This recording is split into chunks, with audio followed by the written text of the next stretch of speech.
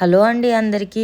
ఒక్కసారి ఈ స్టైల్ దొండకాయ ఫ్రై చేసుకొని చూడండి, చాలా బాగుంటుంది.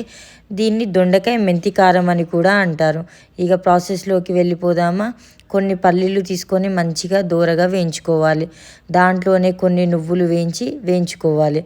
నువ్వులు కొంచెం వేగాక కొంచెం మినప్పప్పు, కొంచెం శనగపప్పు వేసి వేయించుకోవాలి.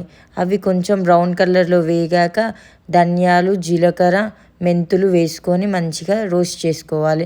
మనము ఎంత కారం తింటామో ఆ కారాన్ని బట్టి ఎండుమిరపకాయలు వేసుకోవాలి. నేను కేజీ దొండకాయలు తీసుకున్నాను కాబట్టి 10-15 ఎండుమిరపకాయలు వేసాను. వీటన్నిటిని మిక్సీలోకి తీసుకొని కొంచెం చింతపండు వేసుకోవాలి. అలాగే ఒక ప్యాన్ పెట్టుకొని దాంట్లో కొంచెం ఆయిల్ ఎక్కువ పడుతుంది ఫ్రై కాబట్టి కొంచెం జీలకర్ర అండ్ దొండకాయలు వేసుకోవాలి. దొండకాయలు మనం పొడుగులోనే కట్ చేసుకోవాలి.